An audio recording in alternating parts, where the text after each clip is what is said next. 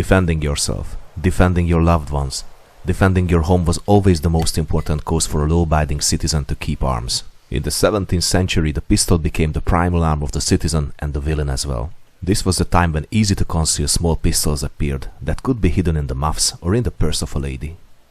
Hello YouTube, this is Captain Ball here, and I have a beautiful box of candy for you today. Look at the beautiful brace of box-lock flintlock pistols from the end of the 18th century, from the beginning of the 19th century. These used to be the concealed carry self-defense guns of that era.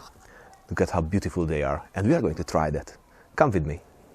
The wheel-lock pistol invented by the end of the 15th century was the first one to offer a concealed carry practical pistol for the public. This was the first self-defense guns that could be carried loaded and cocked and ready to fire immediately. But it was the flintlock that allowed the people, the large number of people, to own a self-defense gun. The flintlock mechanism was simpler, and it was much easier to shrink it down to pocket size. Let's take a closer look now to these beautiful pistols. But before we continue, let me thank you for your support. Your donation through Patreon, or buying or authentic American Civil War time cartridge boxes, or paper cartridge formers, or US Arsenal Stadias, or powder measures, or rubber printing plates for Arsenal bundles, they all help to keep the quality of our channel high. Without you, this would be much more difficult. So thank you very much. The main difference compared to the side lock pistols is that we don't have a lock plate here. So as I said, the hammer and the tumbler are placed inside this little box, which makes this pistol very slim. The sliding safety is quite ingenious, by the way, because if you half-cock the pistol, it will lock also the hammer, but it will also lock the frizzen. It will not let the frizzen open until you cock the hammer and you're ready to fire. Ingenious, isn't it? These box-lock flintlock pistols appeared in the first half of the 18th century, and they were mostly made from iron, but cast brass versions were also quite often. Many of them were made with double or even triple barrels, rifled or smooth. The trigger mechanism could vary as well. Later models can feature a folding trigger that pops out when the hammer is fully cocked. Operating them was quite easy. They were early breech loaders, so the barrel was screwed off, the chamber was loaded with a powder charge, the ball was placed on the chamber mouth, the barrel was screwed back, and finally the pen was primed. The round ball was oversized compared to the bore diameter, so it could not roll out if the barrel was turned down. These pistols were produced as a full set, with matching bullet mold and a key for removing the barrel.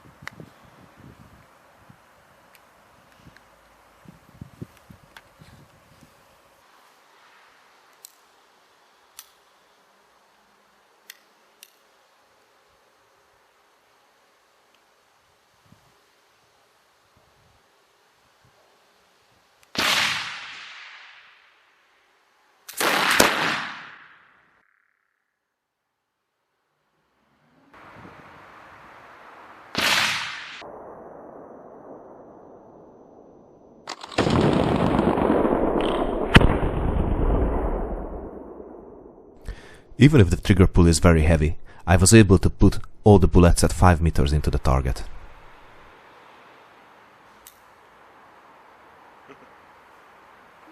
The invention of the box lock fades in time. We know that it appeared somewhere around 1730 or something like that. And we also know that the gunsmith who perfected the system was Henry Knock, famous British gunmaker who added the sliding safety. This was his invention. I will show you this later. It is called a box lock mechanism because technically all the internal parts of the pistol, let's say the tumbler, the hammer, which are integrated, the trigger, are placed in the box. It's a little metallic frame made from cast iron. And this is why they call it box lock mechanism. In fact, these pistols can be broken down to main parts like the modern guns, because we have a barrel here. It's a screw-off barrel because it's a breech loading gun. It has a grip, and it has a frame with all the internal parts. The length of the smooth bores is only 60.5 millimeters or 2.38 inches. The grip is made of walnut and it's finely checkered. The back of the grip is decorated with silver inlay. The sides of the frame are engraved with arm trophies. The total length of the pistol is only 19.06 centimeters, and the weight of the unloaded pistol is only 230 grams, meaning it is really an everyday carry arm. The set is complete with a barrel wrench and the bullet mold. Both are marked with a serial number of 44.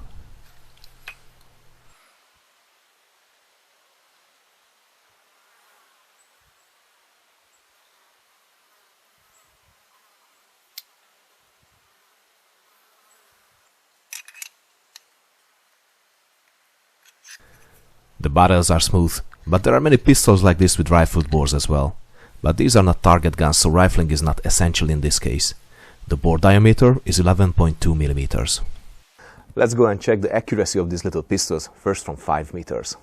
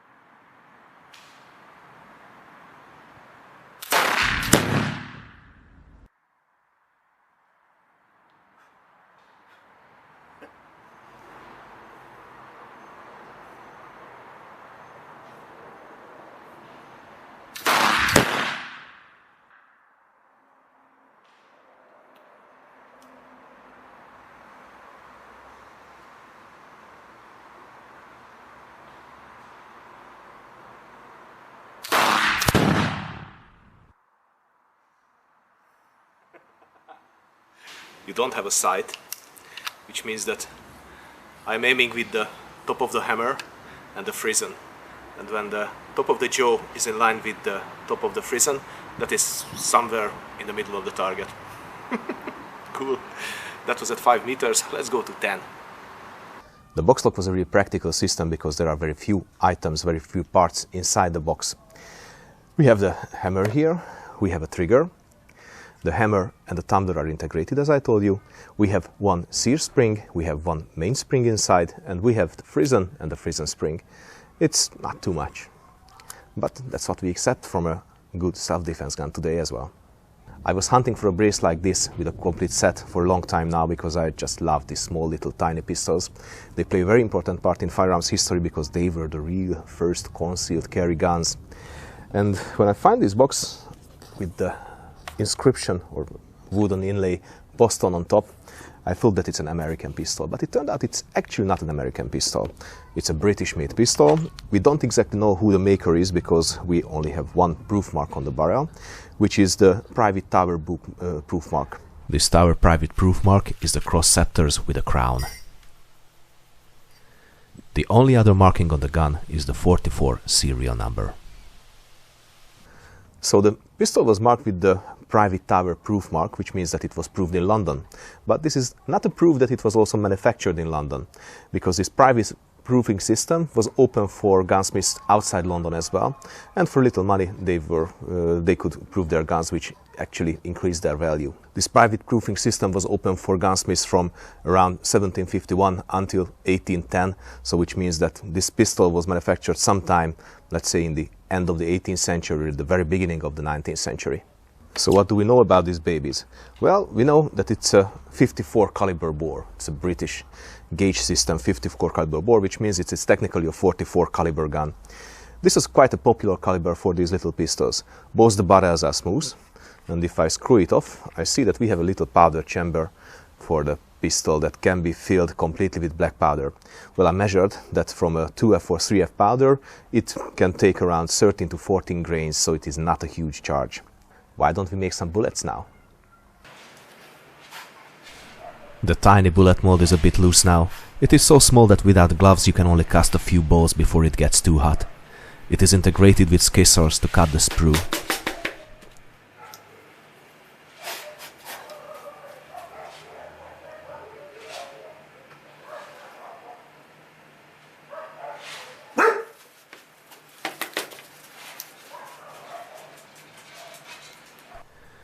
The balls cast are not really competition grade. They drop from the mold with a diameter between 0.454 inches to 0.460 inches.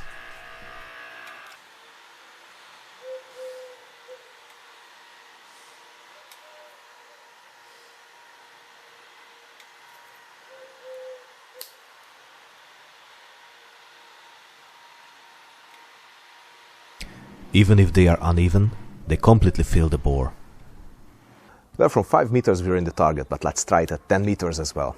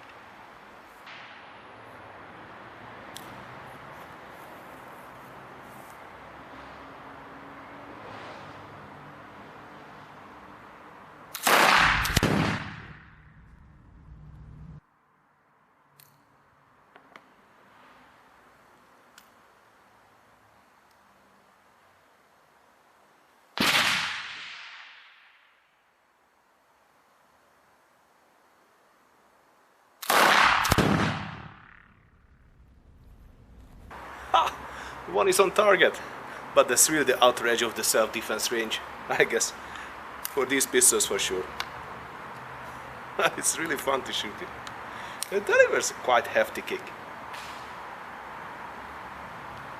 After you shot any of your black powder guns, you have to clean them to prevent rust.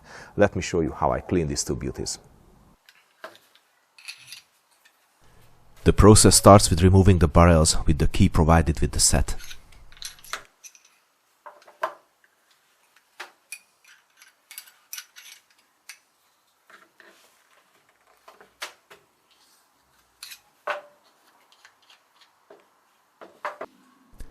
Now use a wet cleaning patch to clean the bores.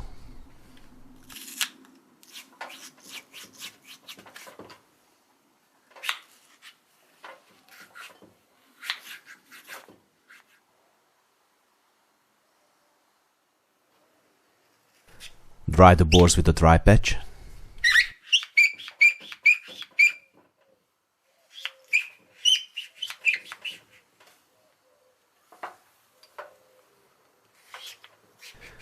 And repeat it until the patches come out clean.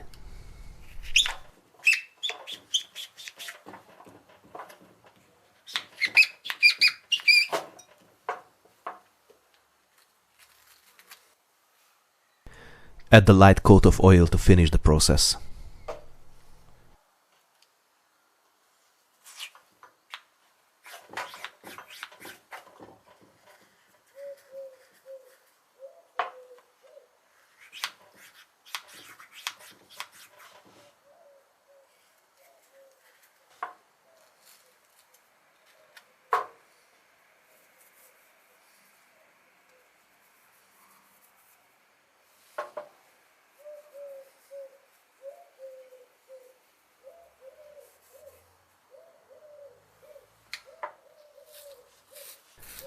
Now remove the residue from the chambers with a brush.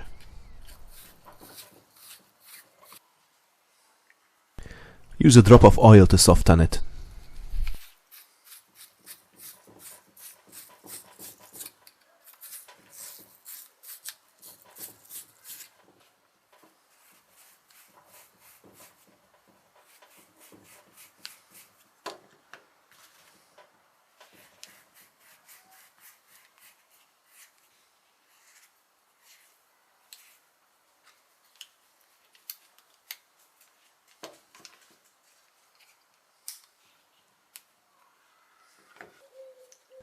Now use a toothbrush with a little oil to clean the metal surfaces.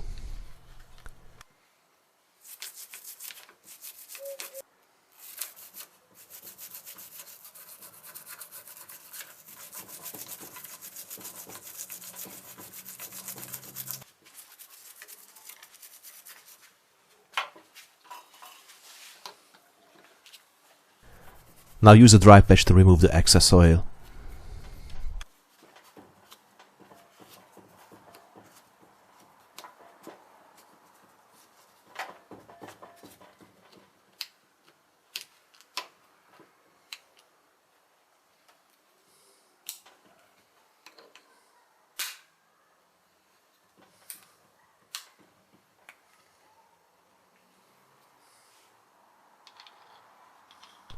You don't have to disassemble the gun after each shooting sessions.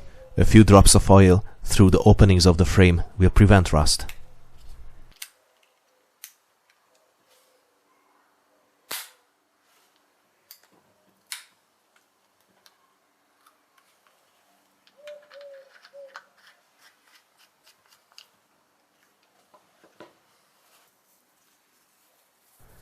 Give a light coat of oil to the accessories as well.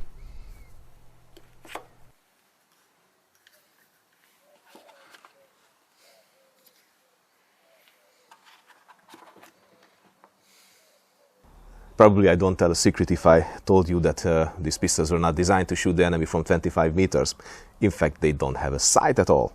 Because the frizzen and the hammer, they are on the top of the pistol, they are completely blocking the line of sight.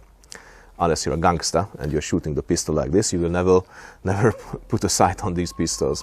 But then what can you do? Well, You can use the top of the frizzen and the top of the jaws for, let's say, a kind of sighting device, but it's not really accurate. It is enough to bring the shots in the target from 5 to 10 meters, but really they are not sights.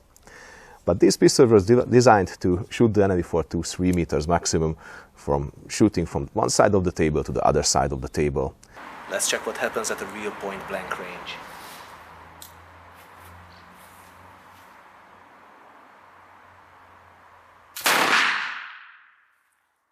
It's a bit easier like this.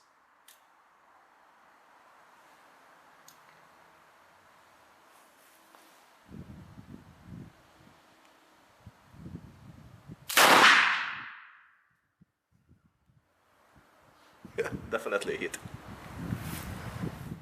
You can see that the powder particles are on the target, meaning that it would have been burnt the face of the enemy. I used my ballistic radar to check the velocity of the bullets.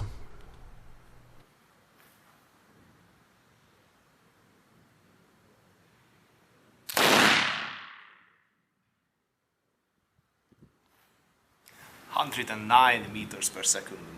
What a power. Let's double check it.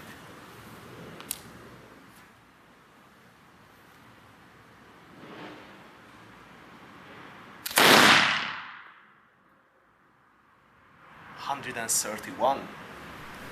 The difference in the muzzle velocity was probably caused by the uneven shape of the cast bullets. The muzzle energy was only 55 to 80 joules, not too much indeed. And compared to the modern time 9mm Luger cartridge, which averages at, let's say, 500 to 600 joules, this is tiny, tiny, tiny. But surely enough for killing the enemy at the other side of the table. The Boston Brace, as I like to call these little gems, is surely not the most powerful self-defense arm, but I would still not like to be in front of the muzzle.